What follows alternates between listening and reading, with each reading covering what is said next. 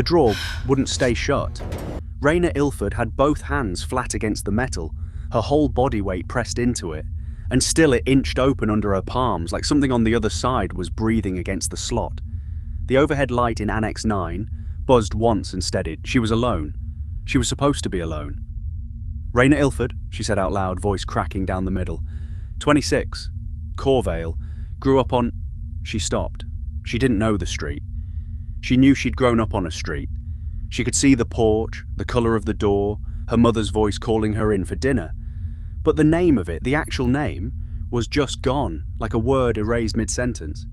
The drawer shuddered under her hands. Not yet, she whispered. You don't get this one yet. 6 weeks earlier, she hadn't needed the night intake job at the Corvale Municipal Records Annex. She'd requested it. Nobody at the county office had questioned why a woman with a records management degree wanted the overnight shift in the building where unresolved case files went to die. Nobody but her supervisor, Aldrich Price, who studied her a beat too long during the interview, like he already knew why she was there. One rule matters, Price told her on her first night, walking her past drawer after drawer of names she didn't recognize. Any file opened after midnight gets closed before sunrise, no exceptions. Doesn't matter if it's finished or not. What happens if it's not finished? Then you close it anyway. He didn't blink. The annex doesn't like things left open. She almost laughed. She didn't, because he wasn't joking. Her second hour on shift, she found a drawer labelled Ilford Pending, 3 rows down from her station. Her own surname staring back at her under fluorescent light. She reached for it. Price's hand closed over hers before she touched the handle. Not tonight, he said, and steered her back toward her desk without further explanation, like redirecting a child from a hot stove. She let it go. For one night. Her first closed file cost her something so small she almost didn't notice. She'd processed the case, an old zoning dispute, nothing dramatic, slid it into the ledger slot the way Price showed her, and felt a strange brief pressure behind her eyes, like standing up too fast. When she reached for the name of the street she'd grown up on, later that night, it wasn't there. She blamed the hour. 4 a.m. does things to a person's head. Thomas Bell, the day clerk, caught her rubbing her temples at handoff and grinned. First week brain fog. Everybody gets it. You'll live. He was warm in a way the building wasn't. Easy laugh, coffee always in hand. It was the first normal conversation she'd had inside those walls, and she held on to it longer than she meant to. By her second night, she'd started pulling old case logs, looking for a pattern, looking for Callum's name buried somewhere in the system that had swallowed him 3 years ago. Without an answer, she found a photo on her phone instead, her and Callum at the lake, the summer before he vanished, and his face was wrong. Not damaged. Wrong. Softened at the edges, like a memory of a photograph instead of the photograph itself, the way a dream degrades a face you know perfectly well when you're awake. She sat with that for a long time. If you've ever had a memory feel like it was slipping while you were still holding it, stay with her. It gets harder to trust from here. She started talking to her phone at her desk, recording little notes to herself between files, the way you'd leave breadcrumbs for someone to find, in case something happens. She didn't examine why that felt necessary, it just did. The real fracture came at the next morning's handoff. Thomas looked at her the way you look at someone you're meeting for the first time. Sorry, did we get introduced? I'm Thomas. We've worked together for 2 weeks, she said. He laughed, uncertain, waiting for the punchline.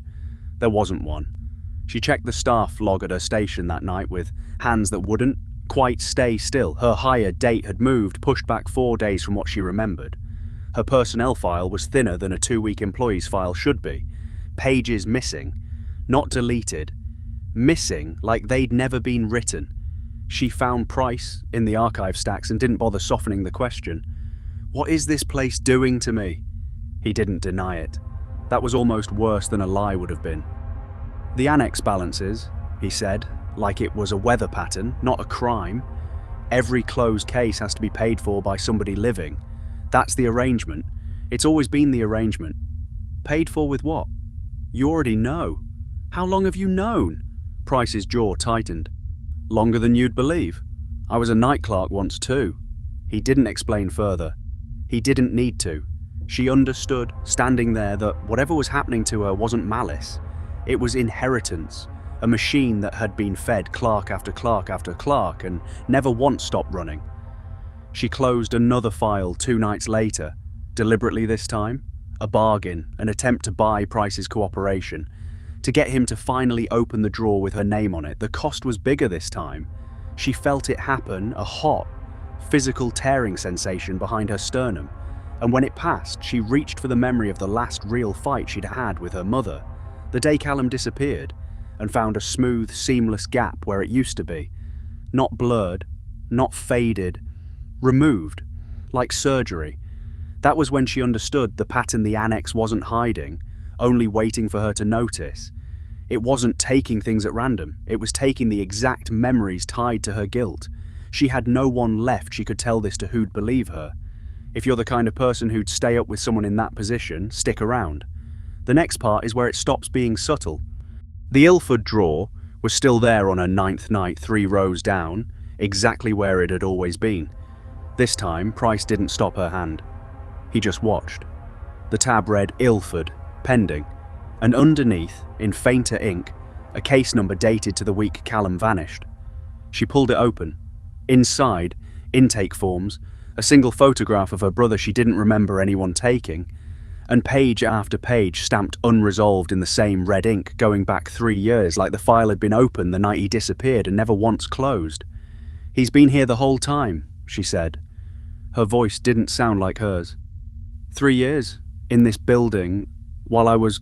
Not him, Price said quietly. His case. There's a difference, and it matters more than you want it to right now. Then tell me what happened to him. Price exhaled, and for the first time since she'd met him, he looked less like a supervisor and more like a man carrying something he'd been waiting a long time to put down. The annex doesn't take people at random, Reyna, it never has. It holds the guilt the living can't carry so they can keep functioning. Somebody, once, made a trade to hold your brother's case open instead of closed. I don't know who. I have my suspicions. His eyes didn't leave hers. You didn't lose him because of anything you did. You've been grieving a debt that was never yours to owe. The words should have felt like relief. They didn't, not yet. They felt like the floor tilting. Then whose was it? Close the file and you'll get exactly one true thing in exchange. One clean memory, the real one, not the one guilt's been feeding you for 3 years. But the annex doesn't give without taking. Everything else you have of him, every birthday, every argument, every ordinary Tuesday, goes with it, permanently. That's the price. It's always been the price. This is the part where most people would tell her to walk away. She didn't. Some debts you carry so long, you'd trade almost anything to finally know if they were ever really yours. And if I don't close it, then it stays open forever, and so does the wound. That's the only other option the annex has ever offered anyone. Reyna stood there a long time with the file in both hands, the way she'd stood at the drawer, in the moment she hadn't understood yet, the moment that started all of this. She understood now. This was the same drawer. She'd been holding it shut against herself the entire time, without knowing it was already too late to keep it closed. She slid the file into the ledger slot. The tearing sensation this time wasn't behind her sternum. It was everywhere at once, a full body current, like her skin had become the paper being processed. She gripped the edge of the intake desk and didn't fall, though some distant part of her expected to. And then, for 60 clean seconds, she had him. Not a fragment, not a softened photograph. Callum, whole the actual last afternoon of him, ordinary and unremarkable and real, no argument, no blame, no accident that was ever hers to prevent. Just her brother, tired and laughing about something small, walking out a door that the world had simply, senselessly, never let him walk back through. No fault, no debt, just loss, plain and unearned, and finally hers to grieve honestly instead of atone for. She wept, once, hard, and then felt the second half of the trade arrive. It didn't hurt the way she'd braced for. It was gentler than that and worse for it, like watching a room empty out one lamp at a time, until she couldn't quite recall what the room had been for. Birthdays, his laugh, the sound of his voice saying her name. Not erased violently, just quietly, permanently, unfiled. By the time the pressure passed, she was still holding a folder. She didn't know why it had mattered so much a moment ago. She placed it back on the shelf, straightened her blazer, and returned to her desk because her shift wasn't over, and there were still files to close before sunrise. Morning found her at the intake desk, unbothered, competent, exactly the clerk Price had trained her to be. Thomas waved on his way in, and she waved back, easy, familiar, like they'd worked together for years, because as far as either of them could recall, they had. Price watched her from the archive doorway a moment longer than usual. Whatever he was looking for on her face, he didn't find it. He nodded once, the way you'd close a file, and went back to work. That night, a new hire started the overnight shift, young, eager, asking the kinds of questions Reyna once had. Price walked her past the rows of drawers, the way he'd once walked someone else. "One rule matters," he said. "Any file open after midnight gets closed before sunrise." 3 rows down, the new clerk paused at a drawer she hadn't been shown. "R. Ilford pending." No one on staff could say who'd filed it, or when, or why. The ink on the tab still looked wet. Price didn't stop her hand this time either.